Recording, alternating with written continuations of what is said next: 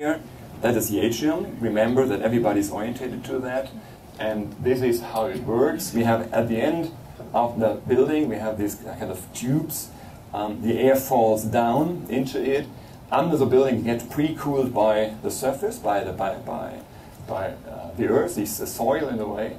And then we ventilate the building inside the building and release the air with a 2 times air change rate into the building every time you open the window. If you open the window, we shut the ventilation. If you close the window for longer than a special time, then we open it and ventilate the building by mechanical ventilation. And the atrium has 5 to 26 degrees, and the offices have a minimum of 22 in winter and a maximum of 26 in summer.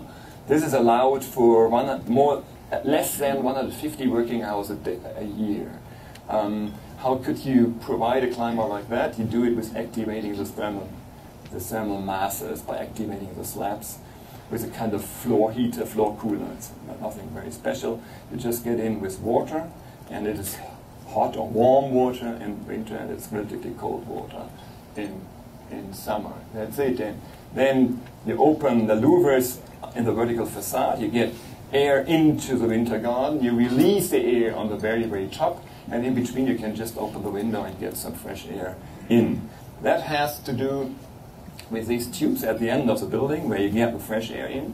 And then it has to do with the roof, because this element in the middle of the glass and the concrete shell roof is very essential for it, because you release the air through this kind of element. And I will show that a little bit more in detail to make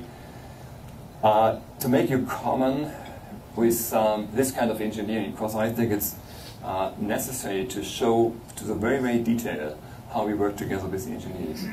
This is the system, the glass shell, the concrete shell, the normal facade, the timber facade, and it's about the engineering of that element, which has to do with rain comes down and at the same point. You have to collect that and to use it, reuse it, and treat it.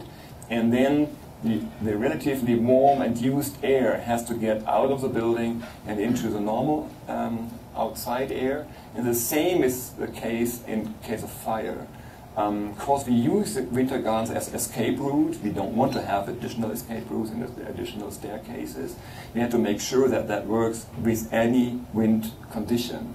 And the wind could press that back into the building, and that would be very, very bad. So what we did is we developed this kind of flaps here. One is movable, the other one is fixed here, and that guarantees a constant Venturi effect.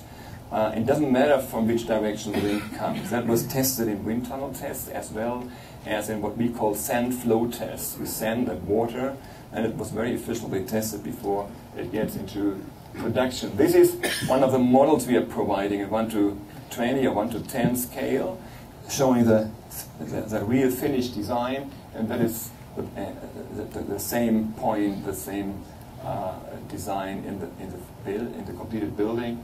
That is from the roof.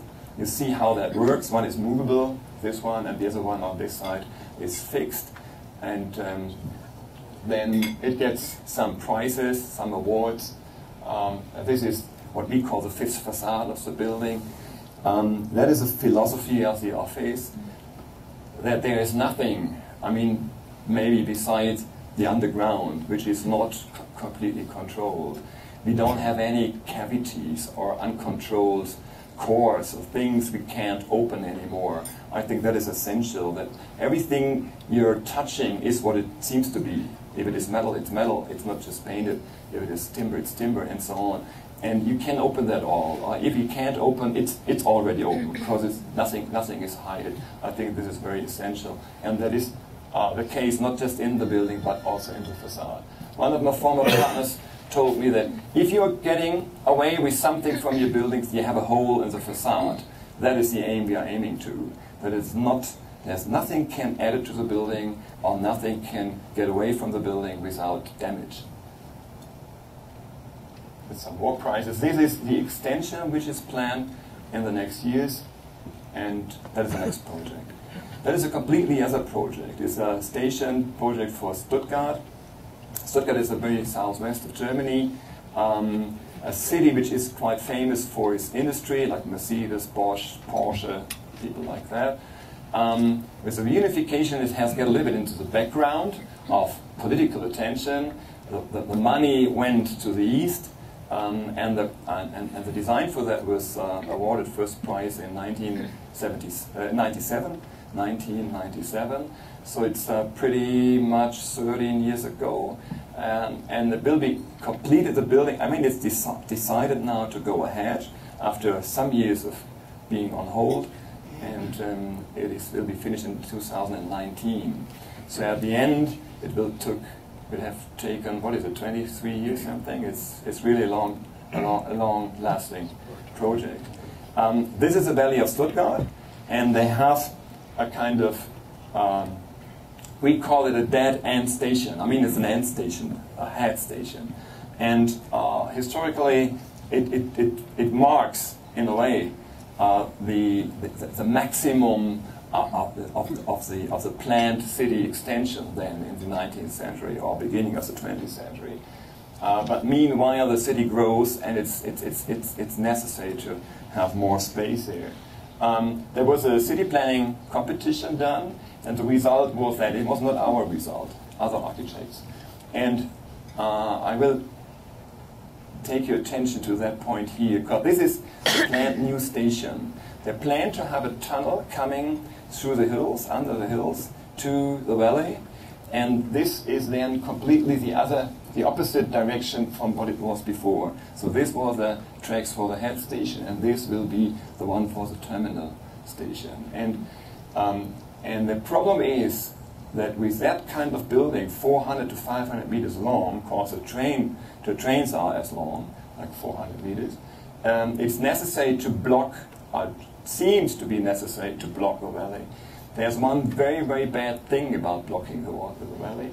The fresh air in Stuttgart comes during the night from the hills down to the valley, and then outward the valley to Bad Cannstatt, to the river. And the problem is, this is exactly where the station is, the existing station. And if you extend that in this direction as an above-ground building with, let's say, 25 to 35 meters height, you will block that airstream completely. So that was not the solution for us. Surprisingly, we were the only architect with 191 people entering the competition who suggested a purely underground station. Remember that the tracks were underground already, but the distance between the existing landscape and the tracks is 8 to 12 meters just. And everybody else decided that this is not enough and they have to have more, and they get to an above ground building. And we decided to do the opposite and say, if we keep that underground, we can keep the park like it is, or at least get it back after building the building, and as well we can get away from that airstream problem.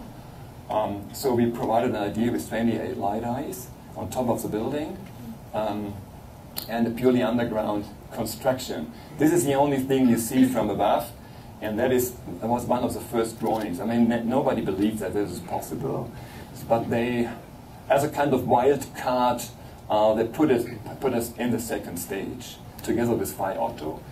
We developed this kind of construction, and that was a model for the second stage there. A little thicker, but the same idea. It is a purely pressure-loaded concrete construction, no tension or nearly no tension in it.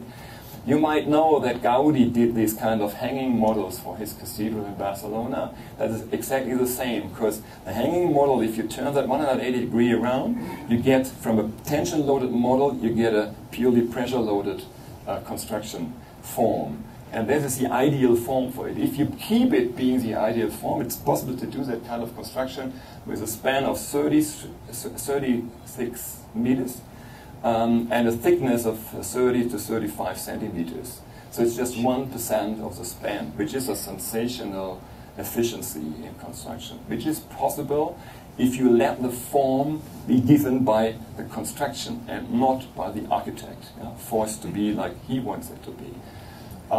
This is one of the first drawings showing the principle. This is one of the first membrane models. You remember this is a pure tension-loaded construction. the model itself. This is then the computer model coming out of that.